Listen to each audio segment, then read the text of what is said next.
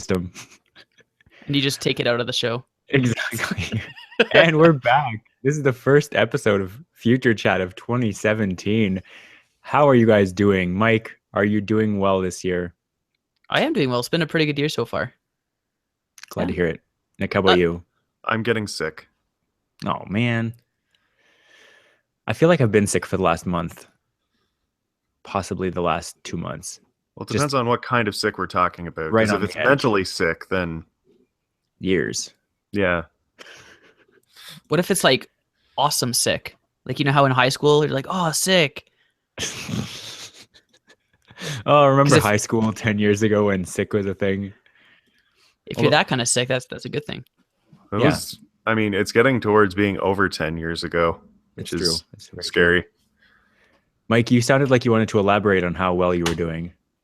I was just gonna say there isn't much that could have happened in the 8 days of 2017, but so far it's been good. Yeah. Knock on wood. I predict that in approximately 2 more weeks, things are gonna hit the fan, globally, so to speak.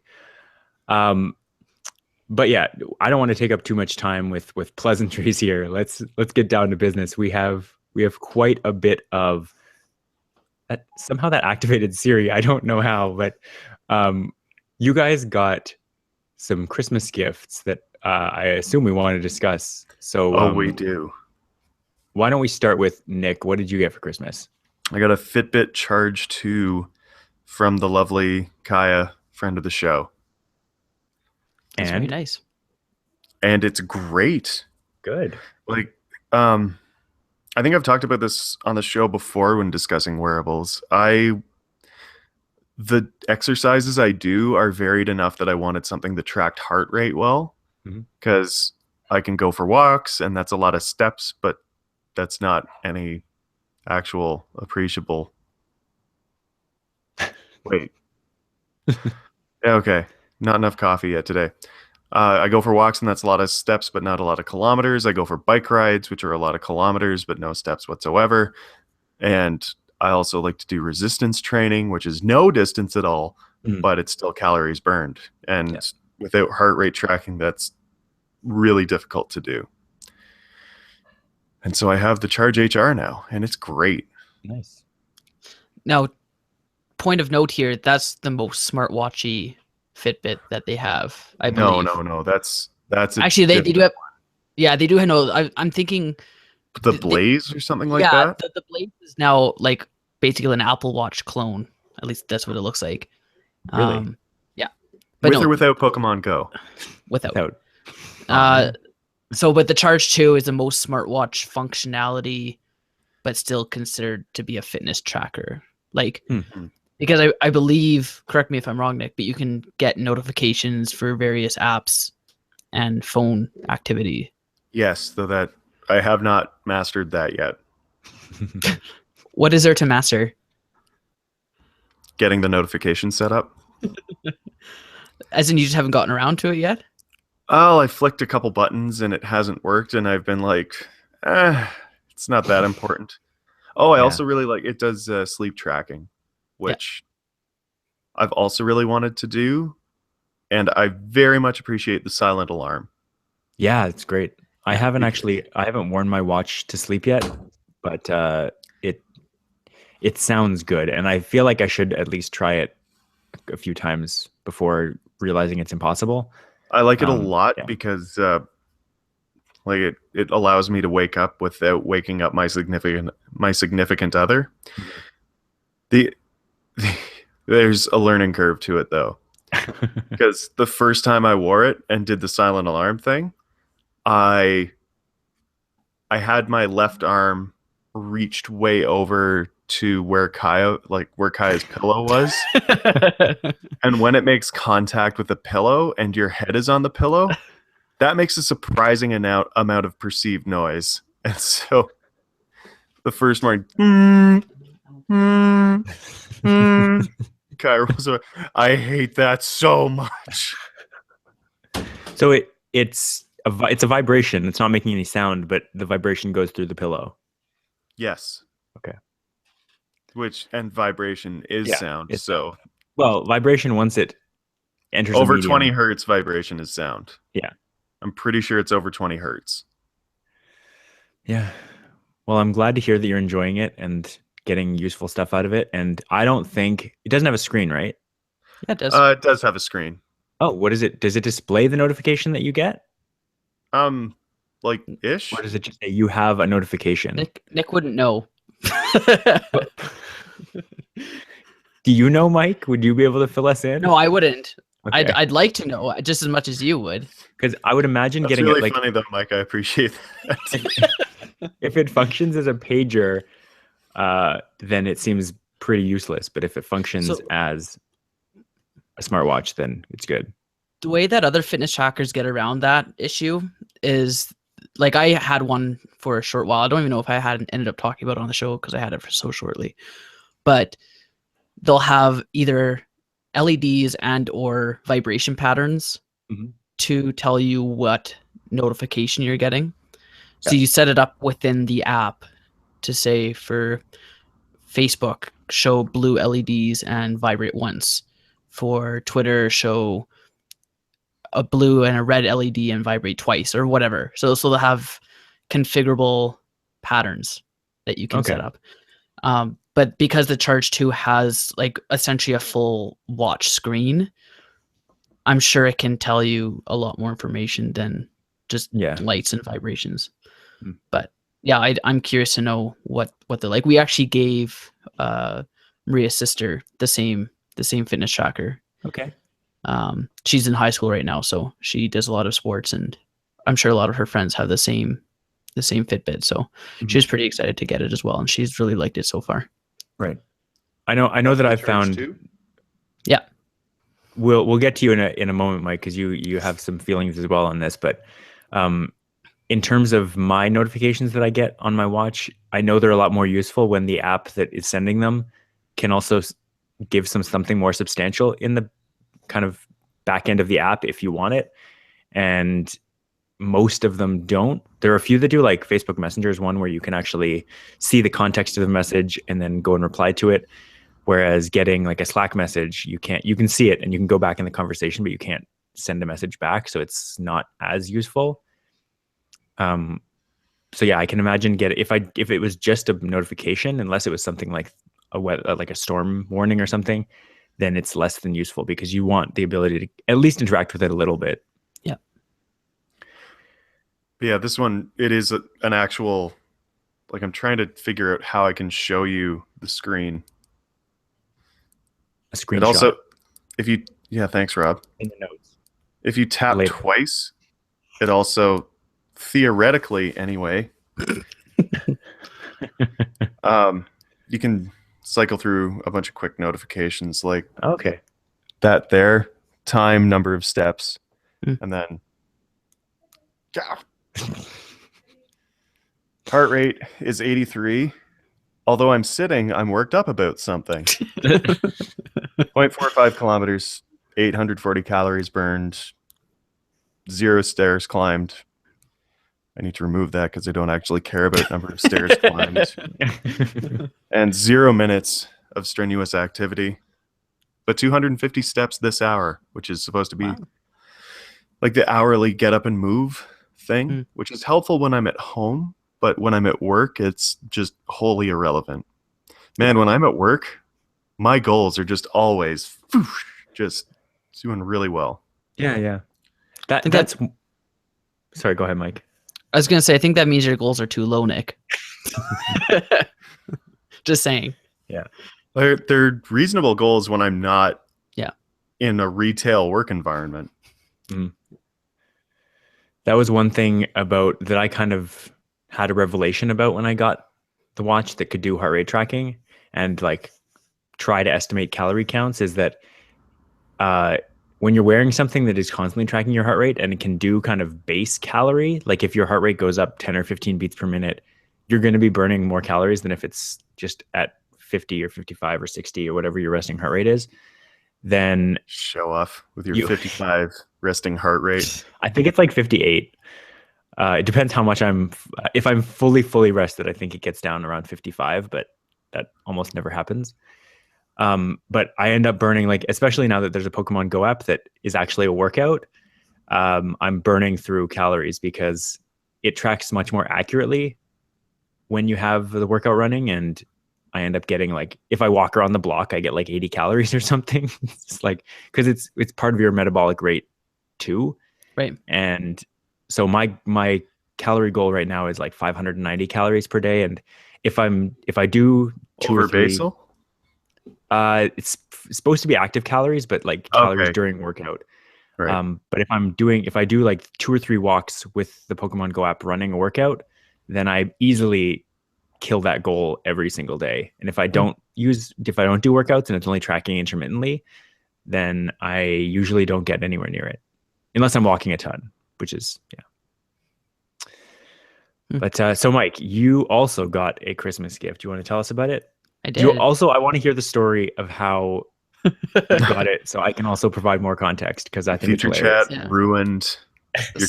Speaking of, sorry, I have a story on exactly that subject, because we were talking about fitness trackers a while ago, and Kaya knew she wanted to get me a fitness tracker, and so at the end of one of our episodes, she's going, "Oh, so what'd you talk about today?" I was like, "Oh, we talked about fitness trackers."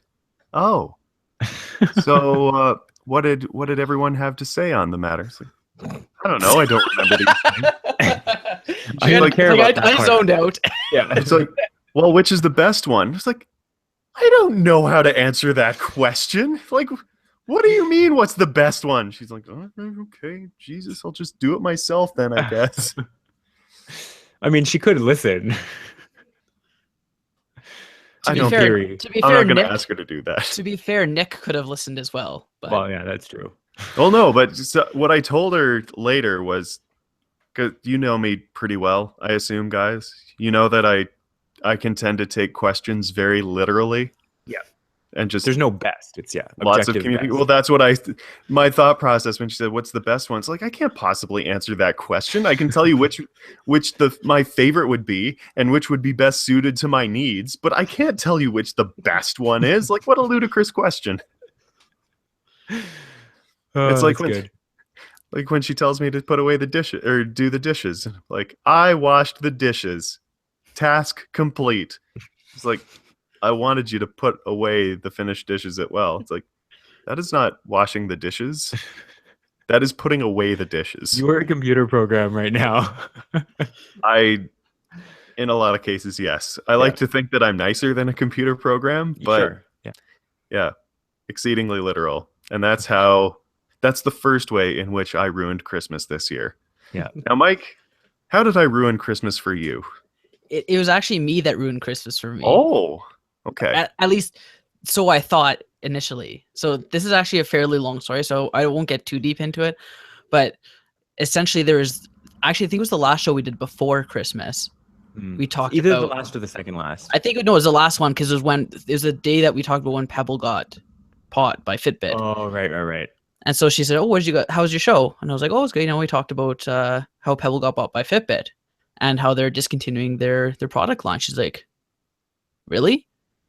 She's like, "So what am I gonna do with the Pebble I just bought you for Christmas?" And I'm like, "Oh, well, I guess you can return it." Because like I didn't want to rely on this product continuing being supported. Not that there's any guarantee for any other product, but when it's already been bought and they've basically said at some point these will stop working, it's just not something you want to initially invest in if you have the choice. So anyway, she's like, "Oh, I guess I'll just return it, whatever." And I was disappointed. I was like, "Oh, that'd been nice. Like, I guess it's good we caught it so that I didn't open it up and it's like, oh, by the way, they got bought." But anyway, a couple of weeks went by. And she's kind of doing this thing where it's like, "Oh, I'll just buy you this like head shaver or something." So I'm like, "Okay, I guess that's nice. I guess a good replacement gift." You do need one of those. So anyway, Christmas rolls around and I open up my head shaver. So I'm like, "Oh, so that wasn't to throw me off the lead. That was a real gift. Okay." So then there's a couple more gifts. Sorry, by the way, your head is looking great today. Oh, thank you. Yeah. We used this head shaver last week. Oh, beautiful. Yeah. So anyway, there's 2 more gifts left. She's like, "Oh, this one's for you." So I open it up and it's like a Licenza bag. And I'm like, oh. Oh my. Oh, save it for the after show. And so I open it up and there's a Gear S2 inside the bag. And I'm like, oh, what? So anyway, she explains that she never did buy a Pebble this whole time. She said that to throw me off the real one. Oh, that's yeah. I know, right? So here I thought this was like the backup gift, but no, she had that the whole time. Yeah. And she discloses that she talked to Rob to get immediately after we finished recording. I had gone to the drugstore and I got this frantic text like, "Is he gonna want this? I don't know. We talked about this and he said he didn't like it." I was like, "Of course he's gonna love it." Yeah. and it was the S2 is the one that I would buy for myself. Yeah, exactly. And like I was thinking about it because we've talked on the show lots of times how there is no perfect smartwatch. Exactly. Well, 6 months from now, there's going to be a better one, no matter when you buy. Not only that, but for the stuff I wanted, where it was like battery life as well as GPS as well as cellular connectivity, like you're not going to get all of them. No. So this one has Wi-Fi connectivity, which I really liked. So you can leave your phone wherever in the house, and as long as it's on the same Wi-Fi. Now I don't even know it has to be on the same Wi-Fi, but it has to be on the same Wi-Fi. I think with this one, it says if the phone has connected to the Wi-Fi in the past, the watch can as well. So I don't know if I've connected to my work Wi-Fi and my home Wi-Fi, my phone's on my home and my watch is on my work. I don't know if they can both connect, but either way, I only care if they're both on the same Wi-Fi. Like if I'm at home, I'm 90% sure they have to be on the same network because the watch doesn't connect directly to the network. It connects to the phone. But it does though. Like on my watch screen, it shows like the Wi-Fi signal strength of the watch. Right, because it's connected to the network, but it's connecting to the phone via the network. But I don't think it is. Turn your phone off and try to do something, and I promise you it won't work. No, that's okay. I know. I see what you mean. I haven't tested it, so that probably is the case. But either way, I just want it so that I don't have to always be Bluetooth range because Bluetooth can drop in and out all the time. But I still want my watch to work and get notifications and stuff. So it has that. And it's got a really good battery life as well. It's got like, right now I can get 3 full days if I want to, but I usually go for like 1.5 to 2 days. Because are you happy with that battery life? Because that's about what I'm getting. And like, I mean, given that I usually charge my phone a couple times a day just because of how much I use it, I was thrilled that an electronic device would last actual days without a charge, and then it charges in like half an hour anyway. Yeah, no, exactly. Like I wanted at least a full day so I can put it on in the morning and get home and go to bed and still have charge left on it, so I could charge it overnight if I needed to. Right. This one does have sleep tracking as well, and so I do wear it at night.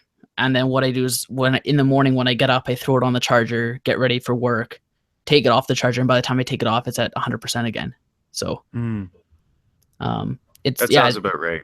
Yeah, so it's been working really well. It has automatic fitness tracking as well. Like it counts steps, and then it will also detect if you're working out. Right. Like there's actually a time where I was playing with Emma downstairs, and it was fairly active, and it tracked 10 minutes of workout. It was like, great workout, and I'm like, oh. Apparently that was a workout. Yeah. And then Maria got one too. Like I bought her one, like I said on the show before. We actually exchanged it for a Gear S2 as well because she liked my watch so much. Nice. Hers didn't work as well. But she was shoveling snow, and it tracked a workout for her shoveling snow. Oh, I bet it would. Well, yeah. So it was sorry, actually I forgot this was Calgary, but it still would track a workout. Yeah, so it's really cool. Like it can tell when you're working out, and then it will do your heart rate and all that kind of stuff as well. Nice. Which is pretty much like, Rob, correct me if I'm wrong, but the Apple Watch doesn't do that. It gives you credit for exercise, but not as much as if there's a workout on. Like if I go for a bike ride for the goal with the Apple Watch is 30 minutes of exercise a day, like 30 minutes of exercise as defined by whether you have a workout on and you're exercising, or if it just detects exercise. If I go for a exactly 30-minute bike ride and I have the workout app on, I will get those 30 minutes of credit. If I don't have the workout app on, I might get like 8 or 10 or something, but it won't necessarily get as high. Right. But if I do have the workout app on, it is crazy. Like it detects very, very accurately whether you've worked out or not. Like if I take a break during that bike ride and there's a workout on, it won't count those minutes.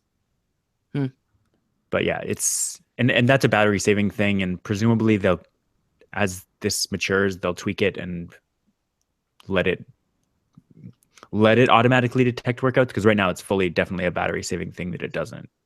Did you guys ever use Google Fit? I tried it. I logged into it on my Android phone. I used it for a while, and I found it was pretty good. Yeah. But like, another case in point as to why I wanted a heart rate tracker. During the summer, there were a couple days this summer, I think, when I helped Kaya's cousins put in a French drain, there was a French drain and there was weeping tile. I don't know if you're familiar with this at all, but it's a really cool concept. It's like a long tube, but with a bunch of holes in it. And then you gravel over the top so that when you get, like in Calgary, you tend to get really short torrential downpours. And it just wreaks all kinds of havoc with flooding and stuff like that when the ground's so dry that it won't take in water. So it flows into this hole, and then it'll fill up the tube, and then the tube lets it leak back out over time into the actual ground. So you're getting it into the water table rather than just letting it run away or run into your basement.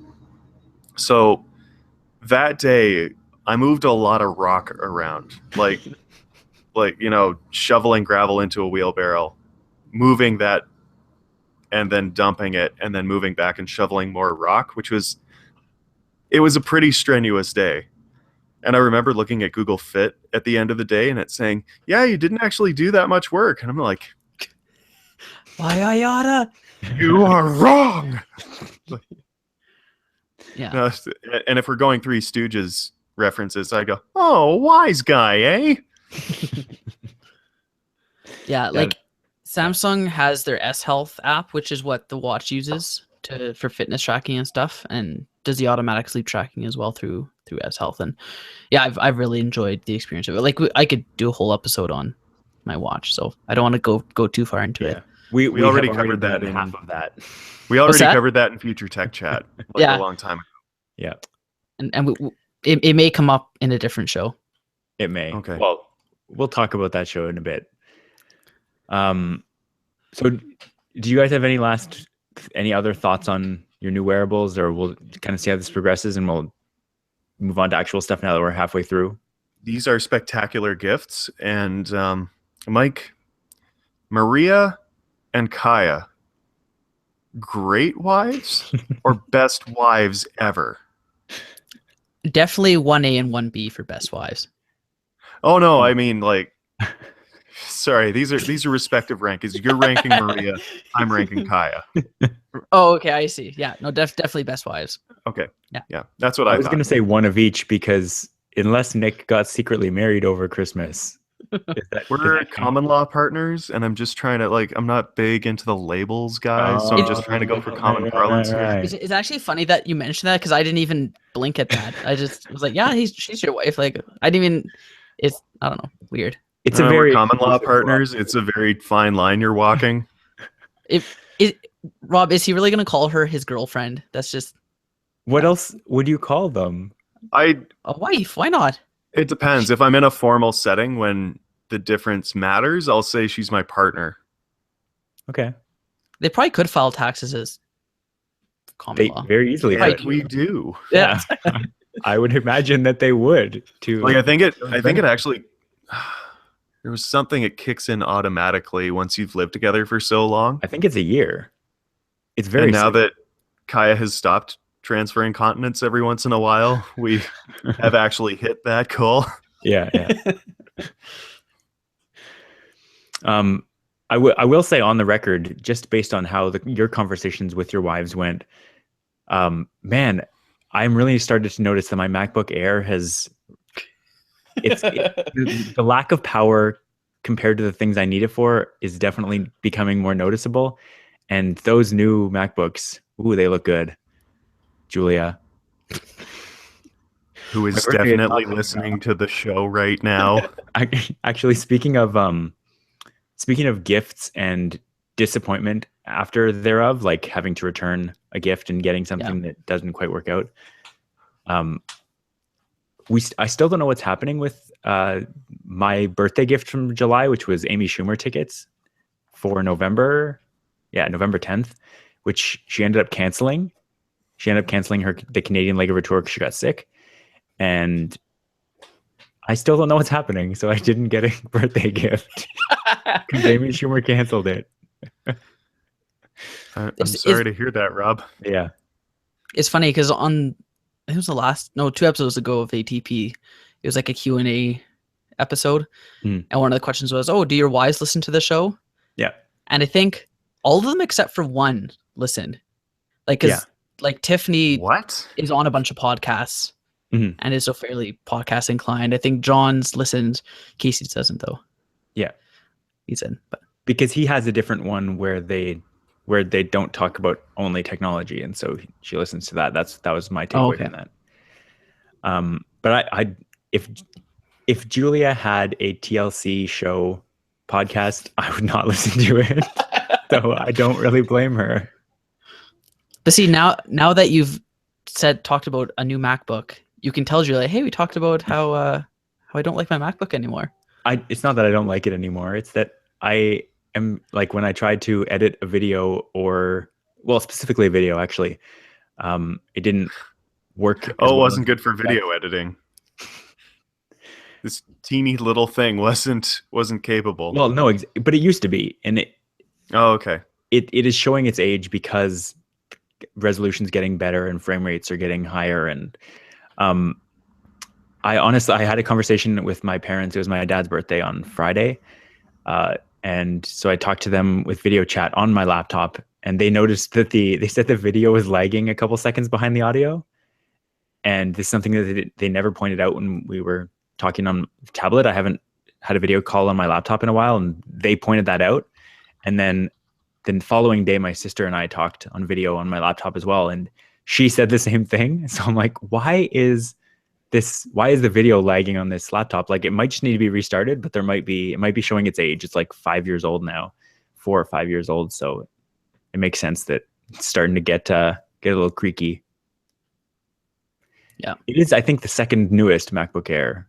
So yeah, if we're talking about old computers not getting updated.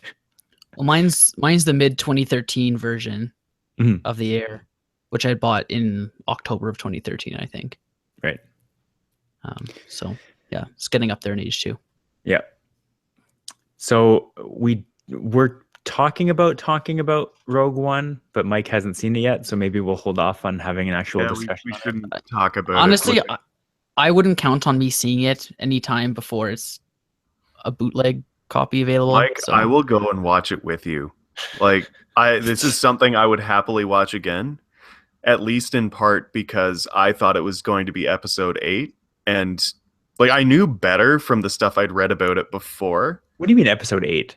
Do you mean like episode like 1, a non-prequel? Or like episode 9. Right. Like a follow-up to Force Awakens. Yeah, I thought it was the next. That's what I thought it would be too, until I heard it talked about. And then I got in there, and immediately after the movie, I looked it up on my phone, and I was like, oh, it takes place right before A New Hope. That's why Darth Vader and Leia are in it. That's why Darth Vader's alive. Spoilers to anyone who hasn't seen the original. Darth Vader's alive. That's the spoiler. Nick, do you want to quickly tell us about my internet infrastructure misadventure? Mm-hmm. It's semi-miraculous that I'm talking to you guys today, actually. Wow. How does my feed seem? Not relatively bad. Good. Yeah. Not great, because it's actually great, but better than usual. It's better than usual. Yeah, I'm in agreement. Yeah, you know what happened? I spent probably 2 hours of one of my days off talking with tech savvy support. Mm-hmm.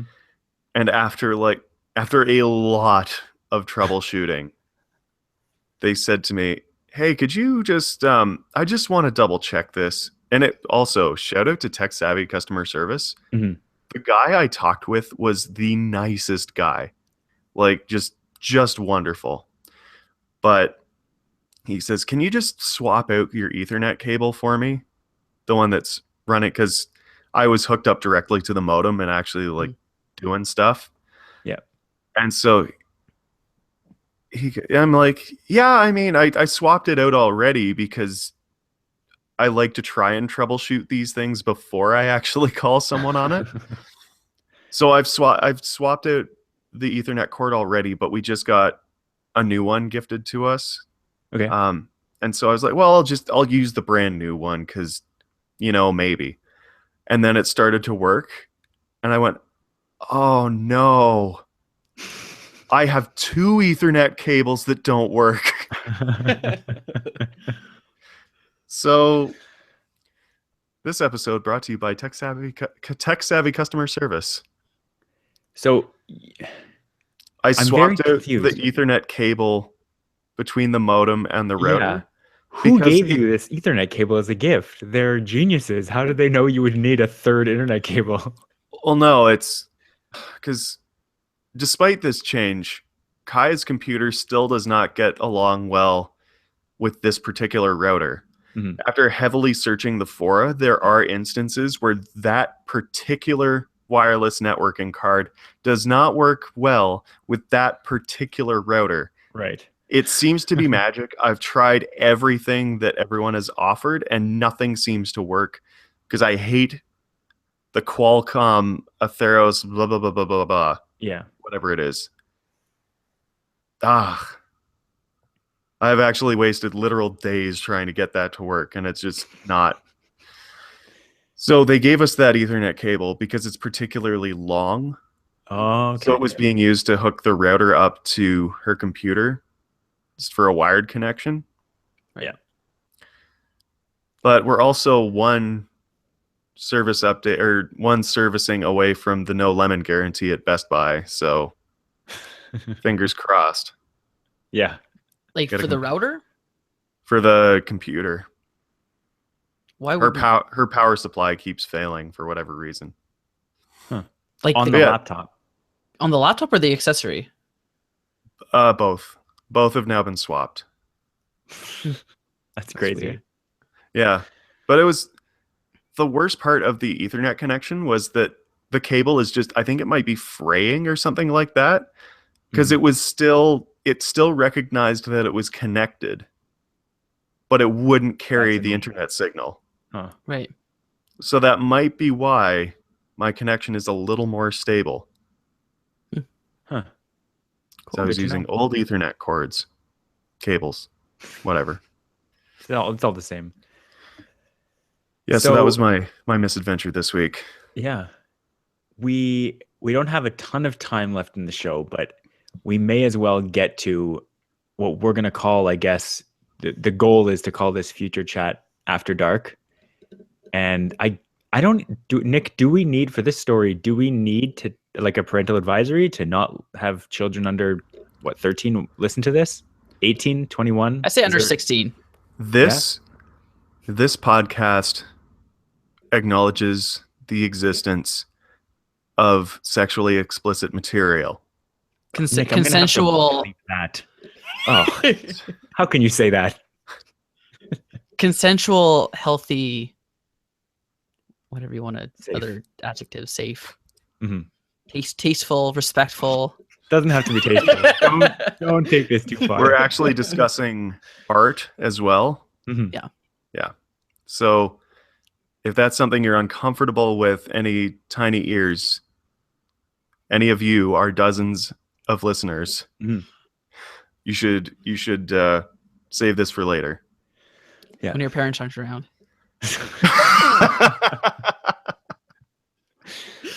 If this is our naughty episode. Naughty.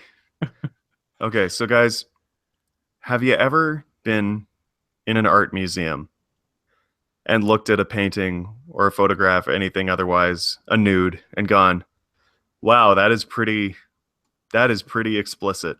Where is the line?"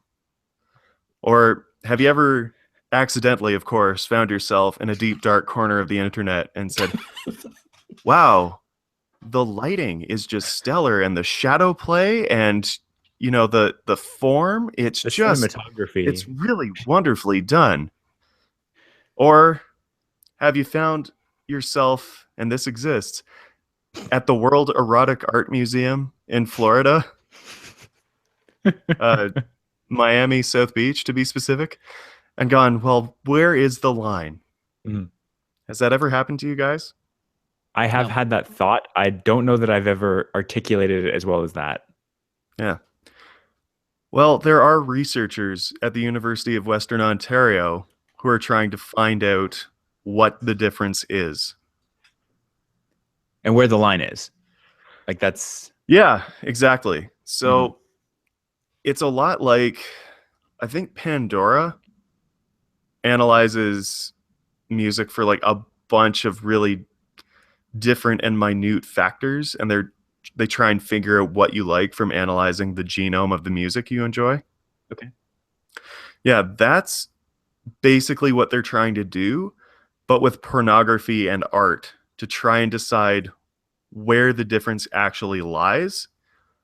I have supplied I've supplied a link to the Indiegogo campaign they have that is trying to get the science funded, because it is science, it is psychology, and as you might be able to imagine, this is a slightly more difficult sell to to funding organizations. Yeah. And I actually know the person who wrote the websites they reference, because they're definitely going for humor as a way to fund the campaign. Sure. And if if I'm looking at their fundraising goal and being honest, Not very successful. $1,249 US dollars have been raised by 17 backers, and their target is 50,000, and they have 9 days left. But I should note, I see here it's a flexible goal. So they get the money no matter whether they reach the goal or not, because this is Indiegogo and not Kickstarter. Oh, that is true. So I would like to see them get more money. Mm-hmm. You'd like to see that get bigger, is what you're saying. Yeah, I would. I would like to see our listeners, just fluff that number a little bit. Sure. Yeah. Yeah. Mike's Stimulate not growth. laughing. I'm not even. I'm not even gonna go there, guys. I do like I like But- the perks, the names of the perks. The $1 donation gets you premature access to the website. That's right. You can even, I think one of the fundraising goals, because what they do is they expose people to picture after picture after picture and they'll ask them, I think they ask them whether or not it's porn, but they also ask like really, really specific questions. A lot like CAPTCHAs, actually, Sure. which are like, Yeah. is this in the picture? Is this in the picture? What do you think this picture is? And one of the fundraising goals is you can have your picture included in the battery. So I'm actually thinking, I'm debating doing that one. So just to bring this back to the science angle, to reposition it, so to speak. I thought you said you weren't going to participate. Here you go. I cracked. I couldn't hold it in anymore. So this is very similar to like training a AI, Yeah. like image recognition. Yeah, and that's why Because- we're talking about it on Future Chat. Yeah. Because, Like in all seriousness, this does sound like a very interesting research effort. Like I know, like Google. I don't know if you guys have seen it, but there's Google? no. If you allow me to continue, Sure. I don't know if you've seen. I don't know if it's an app or just a service you can sign up for where you can volunteer to train their image algorithms. Okay. Where you either identify words in pictures, like street signs or whatnot, or handwriting, and you're basically interpreting these images and saying, "Oh, what's written here? Oh, what does this street sign say?" because Google's always trying to improve their image algorithms as well. So I'm not really sure if this research team is using an existing image recognition algorithm or if they're trying to develop their own. Because, yeah, what they're asking people to do is to essentially train an algorithm. Yeah. But I don't know if the idea is to train it to a point where it can do it itself, or if the whole research project is just people identifying this stuff and working data. I mean, you are training it to recognize what humans think. So that's a very tricky thing for a computer to do. Yeah. Now that said, we'll play a guessing game here.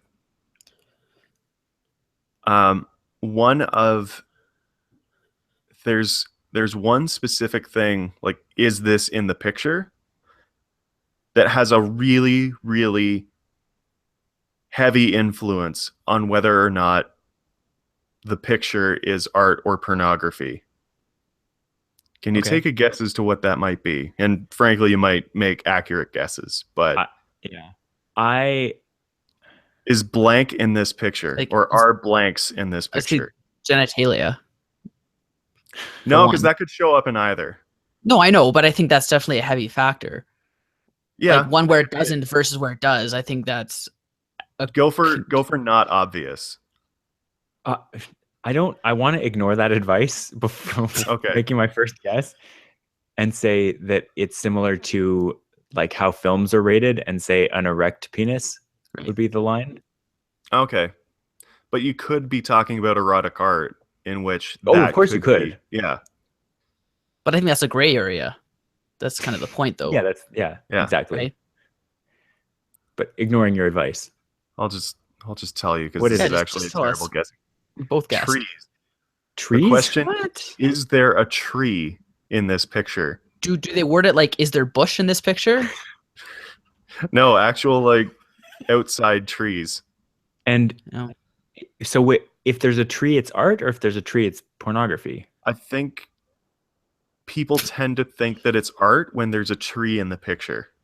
But not because it's outdoors. Like, I hope they've ruled out like outdoor pictures in a field with no trees. Apparently, when people are making art, they like to have trees in the background, or perhaps foreground. I don't know, but yeah, that's the Bob Ross way. If it's art, there's got to be trees. Well, so Rob, do you remember the picture of me wearing a towel in your living room? Yes, of course. If only we'd had a tree there, we could have sold it for art. There is a window maybe there's a tree in the background somewhere. Oh, maybe. We should go back and have a closer look. Is that why there is a plant in the background of your picture right now? This is art. Was this location chosen? Actually, the plant was moved around when the router moved, but okay. There's an interesting point made on the Indiegogo site where it talks about a bit more of their efforts and kind of what they're trying to train this algorithm or whatever. How it showed like a picture of a lady in a bikini, and it's like, most people would consider this just a regular picture of someone in a swimsuit. And then it showed the same picture, but instead of the bikini, it had like this bubbly red patchwork kind of thing, where it showed gaps of the original picture, but covering up the rest. Mm-hmm. And it made it appear like there was no swimsuit shown, just various parts of her body, but people would consider that to be more pornographic than the one with the swimsuit, even though where she could be naked, like there's no clothes showing otherwise, but there's substantially less of her shown. Mm-hmm. So she's actually more covered up, but I guess your brain fills in the gaps with, I don't know if it's like a worst case or just whatever, you just kind of like, oh, well, what's behind there, right? So it's kind of more like psychologically leading that way. And I think they're trying to train or research into that effect of how the human mind works and what causes people to associate something with pornography versus not. And it's obviously all relative. Like, you have some cultures where, showing a part of your calf could be pornographic if that's what you're conditioned to feel. And I mean, if you're in the early 1900s. Yeah. You're flashing those gams. Like, I am. Yeah. So I'm not going to put this in the notes, although I could if you guys agree to. Doing a quick Google to come up with an example for the notes if we wanted to include one of this. There is a subreddit called Bubble Naked that just has examples of this. I don't think we need to link it, but it's Well, fine I agree. mentioning it. I agree saying it is enough that if people want, there's also much more graphic things on Reddit if you want to go look.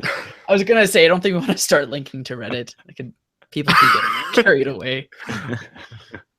are you guys familiar with Monty Python, the Holy Grail? Somewhat.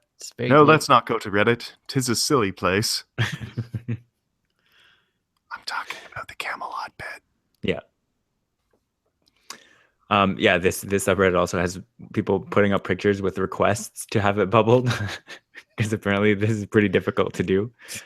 Although I did notice when I searched, my Google search was just bubble nudity and it worked perfectly. There are free online tools to bubble your images. Oh, good. Don't say. Marvelous. Yeah. But yeah, so I think just like in terms of the human mind and how humans perceive things, because it's such a messy area in terms of data, like it's an incredibly interesting project, and I'm genuinely excited to see where it goes. Sure. I see you grinning, Mike. It has aroused your interest, you might say. Yeah, my interest is aroused. Mm-hmm. I do like this project, and like social psychology does get funded, but things of this nature in social psychology don't necessarily get a lot of funding. And so you end up having to go interesting routes and get creative to actually get funding. So this, even if it doesn't get 100% of their goal, it at least proof of concept that people will fund something that if they kind of think if there's a humorous slant towards it, but they're still actually trying to do something serious and probably important in the overall scheme of things. Assuming it's not their own money they've contributed. True. I mean, which I would assume it's not, because that'd be they'd be kind of dumb not to, though, to at least boost their apparent fundraising goal. Like they're getting the money back, so yeah, that's true. May as well. They should just fund it entirely themselves. I agree. If once it's funded, it's going to get a lot more donations, and so if you throw in 50,000 of your own dollars, then of course people are going to donate to get even more. Clearly. Okay. Did you guys have anything else to add on that, or? Well, Emma's here, so. But no, that's about what I have to say on the matter. Yeah. But it's really interesting research. It's like I know one of the guys who at least used to work on the project. It's if you have like what, $5, $15, please go fund it, because science. Yeah. That's what I have to say on the matter. Absolutely. Mike, what do you think? Do you have any closing remarks? About what? Mike had to quickly minimize all his browsers. Not quite, but thanks. Sorry, I was attending to something. I was just teasing you. Yeah, thanks. Get it? I do now, Rob. I do now. I didn't. I was just wondering if you had any closing arguments or thoughts on the project. If it's serious, which it appears to be, I think it's interesting, and it's. So the campaign is that they are seriously asking for funding. Yeah, like I don't really see the purpose of it. Like I guess it falls under basic research, but yeah, it's this does not have a commercial purpose as of yet. Well, I can see a few for sure. Like I don't think it's research that hasn't already been done. Like if companies like marketing firms or whatever have done any of their own research or analysis on what people like or what people respond to, then like that's obviously a fairly large area of research already, I'm assuming, because that's essentially what advertising is based around already, is making ads as titillating as possible without being overtly pornographic. Yeah. Like I think that is fairly well understood. So I'm not sure what the purpose of this is, but like, Right. I mean, I don't think there's any such thing as bad research. Right. Or at least Well, misguided. Like there is, but there's badly carried out research. But I think Yeah. any topic's worth researching just for the sake of it. Yeah. Other than like unethical, like things that obviously don't fit ethics standards, but yeah. Okay. Well, in that case, I feel like we're pretty much ready to close out the first episode of 2017. I think so too. I want to give a quick shout out to Falcon 9 and SpaceX and Elon Musk, because we didn't talk about them this week. We didn't talk about them, but because there's not anything to talk about yet, because they're back in business as of tomorrow. They took like a 4-month break after they had that unfortunate refueling explosion on the launch pad. And so they looked into it. They think they have it sorted out, something to do with vacuums and liquid oxygen, which, as we all know, is very flammable. So understandably, if there's an issue with it, it could cause an explosion. But they got it sorted out. They got FAA approval to go. And as of right now, they're scheduled to do a satellite deployment tomorrow, January 9th. So we'll see, because as of the 6th or 7th, when I last checked, it was scheduled for today. It's now scheduled for tomorrow. So we'll see. But I think they still have, like, there's something about I think that they're launching from California this time instead of the usual either Florida or Texas. So I think they've been having launch windows of 1 second. So it's like if they don't launch it at that precise time, they have to scrub. Mm-hmm. And so that's why it keeps getting pushed, because if there's any kind of question about weather, they're just not going to do it. But I'm excited to see if it happens tomorrow. It's supposed to be 1:22 Eastern, so kind of the middle of the day in North America. And I will be watching. So you're saying if by 1:22:01 they can't launch, then it's scrapped? Right. Yeah. Usually they aim for having a couple of hours of launch window, but there are certain cases where the launch window is literally 1 second. It's like they're going to do the countdown, and if everything is good at 0, they will go. But if it's not, then they will just scrub until either the following day or whatever the next opening is. Interesting. What's the purpose for that? In all fairness, there was a time where they wouldn't do that. Right. Like they felt immense pressure to just carry on. Sure. And I think that's how the Challenger disaster happened. Yeah, because the O-ring problem it was noticed, but they were just like, oh, well, we have to go because they need this. Yeah. The 1 second launch window is usually, like with satellites or that kind of thing, they have to get to a certain specific point, and so the timing of launching it only works out once a day. Right. And yeah, that's my understanding of that. That makes sense. Before we go, also, I do want to point out Mike and I released a pilot of a new podcast yesterday, officially released. There's no RSS for it. There's no RSS for it, and I explained in the episode why there's no RSS for it yet. I'm working on it.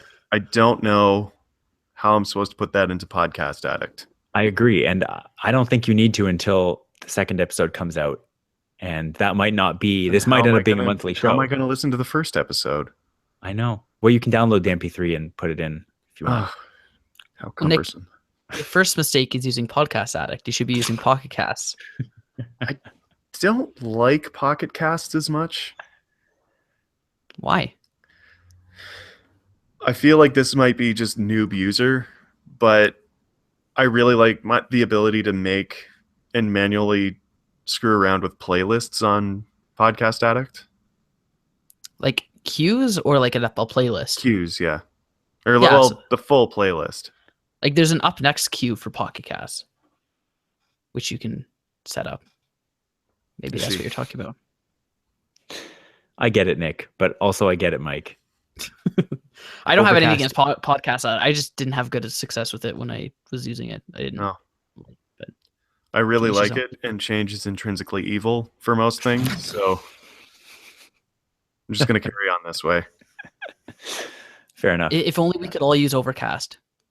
It is great, and you could use it. Like I can't. You absolutely could. What's I'm Overcast? not going to use a web browser version No, of it, I mean Rob. you can just use your iPhone. Oh, no, I'm not going to do that. I know that's what I'm saying. You're not going to, but you could. Overcast is a just a different podcast. Yeah, it's an client. iOS only. It's arguably the best one, from what I see. hear. It is very good. So that's it for this week. I want to thank you guys for coming back for another year, and thank everyone for listening. So you can head to unwindmedia.com/futurechat to hear past episodes and see much more.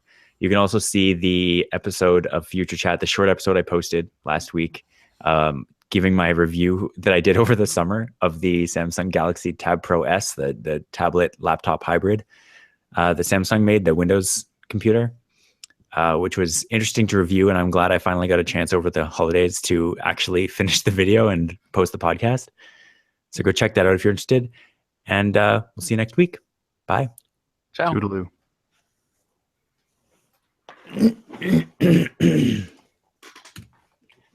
We all just sniffing and snorting and hacking now? That's my thought. Do you have any need for an after show? Do you guys bake bread at all? Bake bread? Yeah. My mom did. I don't know if she still does, but I haven't seen it or ever done it. I'm having the damnedest time with Elton Brown's pseudo sourdough recipe. What about it? So he gives a recipe for his need not sourdough, which it's a pretty standard bread recipe, but it doesn't add any sugar, and I like that about the recipe. Mm-hmm. But it also, the recipe as it's written just does not work for me here in Calgary. Right. And part of that is that you need to adjust bake times for altitude because there's a lower ambient pressure and the water boils sooner here. So I guess if you bake the bread too fast, you end up with these giant gas bubbles, and it's just not a good bread.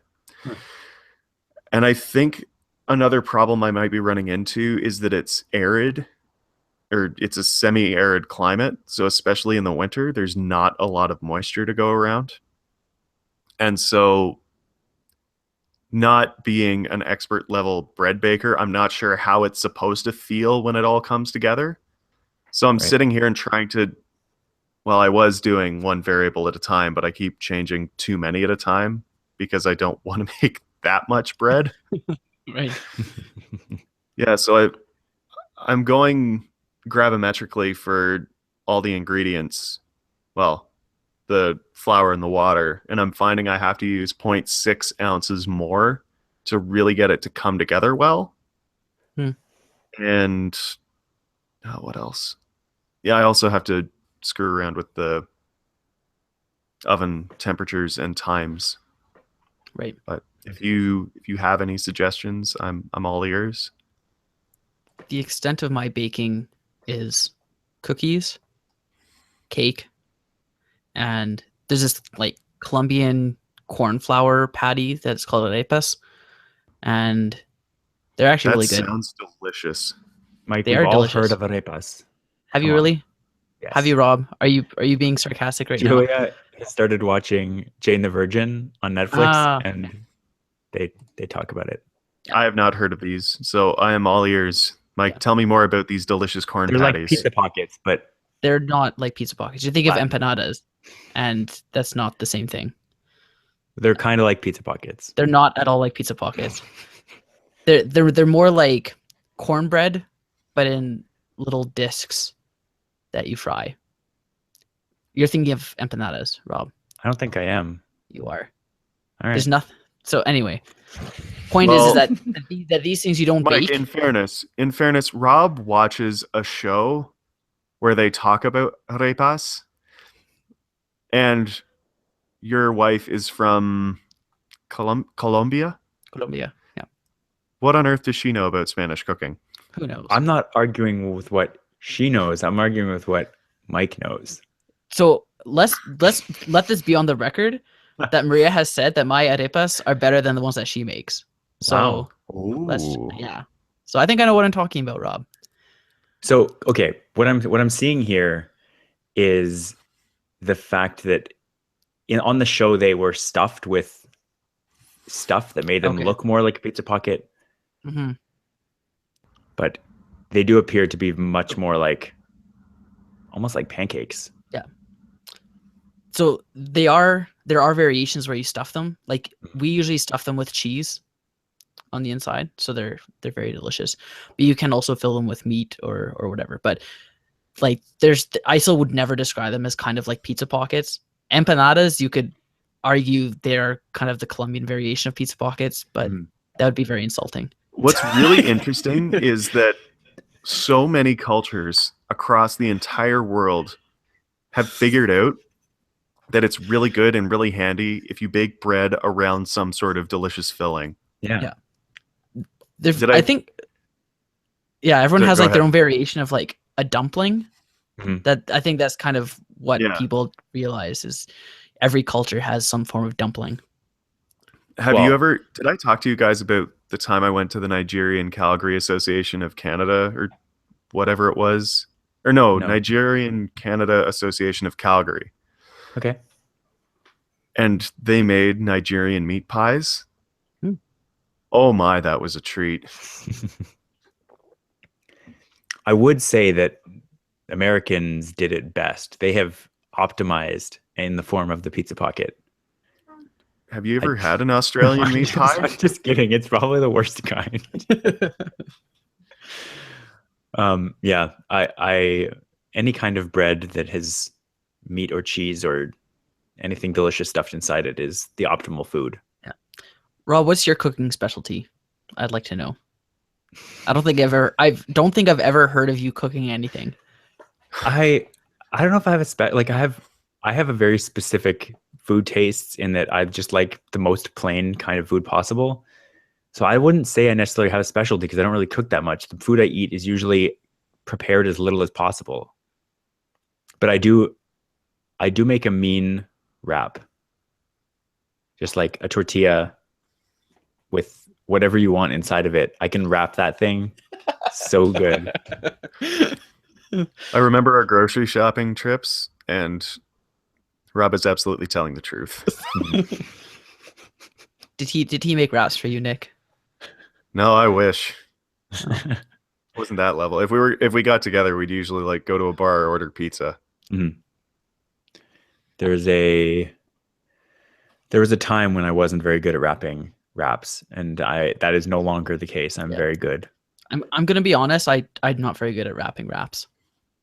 I don't know what it was that made me good, but I always punch holes in them, or they crack, or I overfill them, or I underfill them. It's never right. Like nothing ever comes out the bottom of my wraps. Really?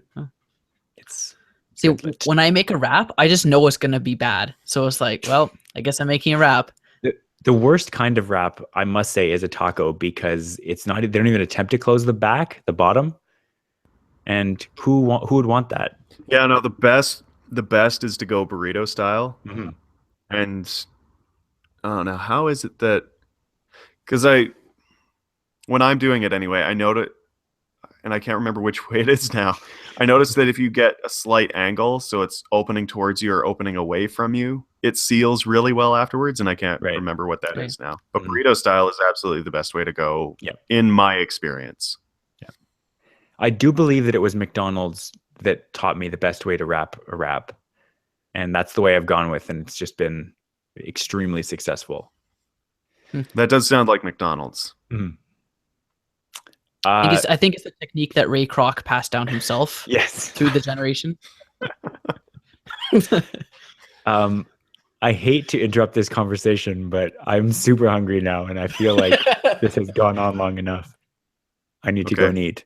Go make a wrap, Rob. Okay. Do you guys have anything else to say, though? I honestly... My ferment was up an hour or two ago, and I decided to postpone it for future chatting, so I could also go and prepare delicious pseudo sourdough. Okay. I do want to say two things before we go. Nick, first of all, that name, Need Not Sourdough, is amazing, and I don't think I truly appreciated it when you first said it. That's like every one of Elton Brown's recipe names. Yeah, they're all great. But the second thing is that I ordered, sorry, I ordered Soylent 2.0, the new cocoa flavor, and I will have to report back next week because estimated shipping date is Monday and was not Friday like I hoped it would be. And so I will report back next week once I've tried it. Isn't it technically called cacao flavor? I think you can pronounce CACAO cocoa if you are from English. Just like you But can yes. pronounce the sauce with the rooster on the label as sriracha Right. if you don't care about how it's spelled. Yeah. It sounds Wednesday. Or There's actually- jalapeno. Or have you noticed? I've noticed, like, if you go to a small town, you can tell that it's really small when you ask for Chipotle, and they'll say, "Oh yeah, I'll get you some Chipotle." Tzatziki. It's not where the L goes. Like, you moved the L. Yeah, there's a lot of words like that for specifically in food for some reason. And it's gotten worse because I think Jack in the Box they have a thing where they get the guy saying, no, it's pronounced sriracha. And I can't tell if they're making a joke or not. Right. But then I called my mom and was talking to her about whatever sriracha I was using in something. And she goes, oh, is it sriracha? Because I thought it was sriracha. It's like, no, it sounds like a Southeast Asian night. Right. Rise, sriracha. I know like Opa for a while had an advertising thing for their wraps, and they were called like hero wraps. Right. Because it's actually how you pronounce the GYRO. Yeah. It's like hero. Gyro. But not Hero. gyro. Yeah. But they stopped the hero wrap thing, so I'd still just say gyro. Right. Yeah. Anyway, All right. I'll let you go eat, Rob. I think that settles it.